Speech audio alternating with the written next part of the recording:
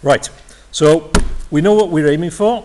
We know that the grade C, we need 40 marks, and in order to get that, if we get everything right, that's going to take us up to question 6. Beyond that, every mark we earn is a bonus. We've done our formulas, we've completed to make sure that if we need to remember those and refer to them, they're there, ready to go. So then we come to the first question. So Sian wrote the following. For the last 7 days, I have recorded the number of cars parked in my local car park at 10 a.m. each day. This is what I found. The car park always had some cars parked in it. The greatest number of cars was 11. The range was 8. The median was 9. The mode was 10 cars. On one day, there were 6 cars in the car park. On another day, there were 7 cars in the car park. Gareth asked, what was the mean number of cars in the car park at 10 a.m. for these 7 days? Complete Sian's reply to Gareth's question.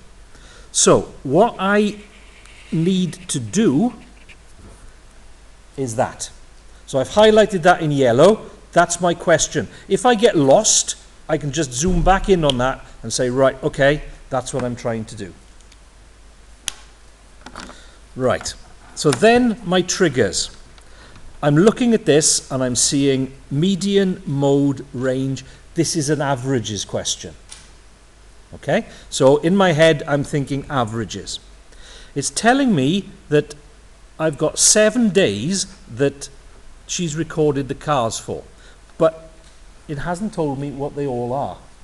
So what I need to do is think, right, well, let's go Monday, Tuesday, Wednesday, Thursday, Friday, Saturday, Sunday. If I do it that way, is it helpful when I'm thinking about the median? Where is the median? Sorry, I'm not asking you questions. The median is the middle. So does that mean that the median is going to be on a Thursday or a Wednesday? No, it's not. So actually writing them in the order of the days doesn't necessarily help me, because they need to be in order of size to work with that. So rather than work with that, if I think, okay, like little pigeonholes,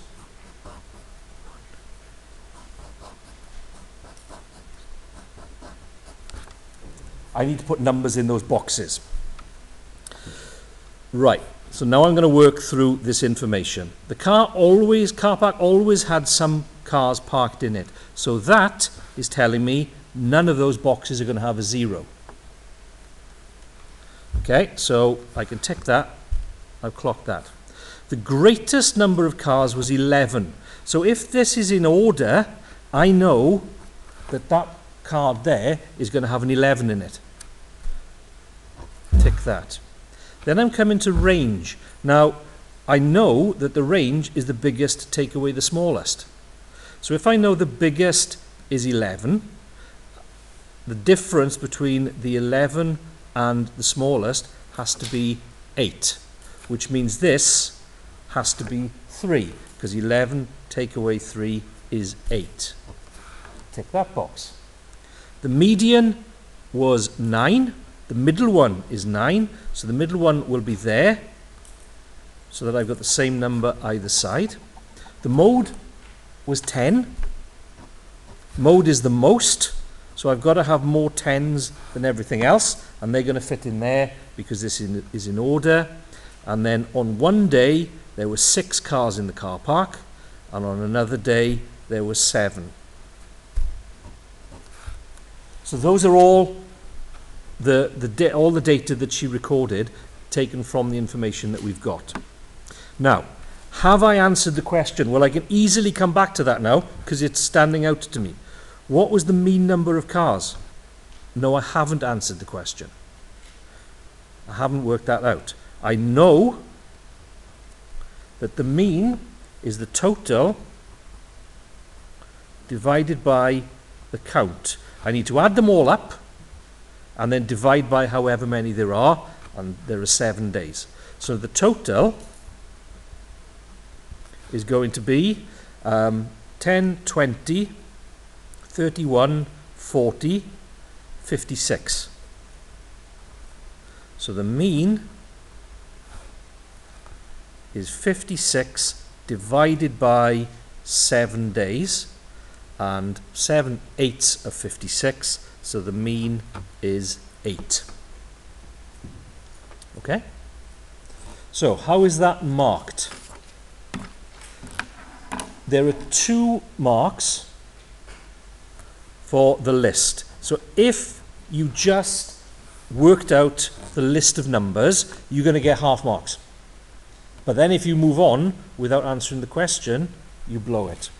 Then there is a method mark for the dividing of the 56 divided by 7, and an answer mark for working out correctly. So if you did 56 divided by 7 and got 9, you'd lose the answer mark, but you'd gain the method because you've written it down. Okay? So that's question 1. Question 2. Hilary and Yvonne are sisters. They both live at Cwm Uchel. They do not go to the same school. The graph represents each of their journeys to school and back. So the dotted one is Hilary's journey. Yvonne's is the solid line. At what time did Yvonne arrive home from school? That's a question. Okay? So I'm going to highlight that. Circle your answer. So Yvonne's graph is the solid one, and I want to know what time she got back from school. So here's where she leaves home, because the distance from home is 0. So this is where she returns. Now what you have to be clear about is what all these little squares mean. So if I've got 1400 there, 1600 there, halfway between there would be 1500. So halfway between there and there will be another 30 minutes. So that will be 1530, which is there. Hilary cycles along a straight road to school and back. How far does she cycle when going to school and back in one day? There's my question. So if I come and try and fit this on.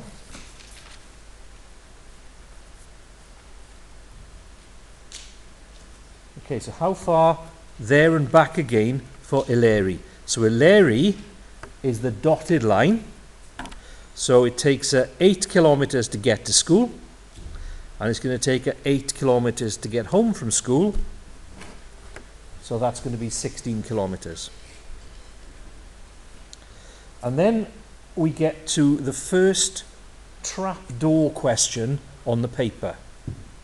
Martha looks at the graph and says, the school Hilary attends is 2 kilometers from Yvonne's school. Is this true? So that's what the question is. But also, you've got to give a reason for it. Now, if I asked you, if you haven't done this question before, if I asked you just to put your hands up, is it true? Probably most of you would put your hands up and say, yeah, it's obviously true because we can see the gap between them is 2 kilometers. Okay? But in fact, you can't tell. And you can't tell because you know that Hilary has travelled 8 kilometers from home and Yvonne's travelled 6, but you don't know whether they've gone in the same direction. One of them could be travelling 8 kilometers to Kilgetty, and the other one could be travelling 6 kilometers to Manabia.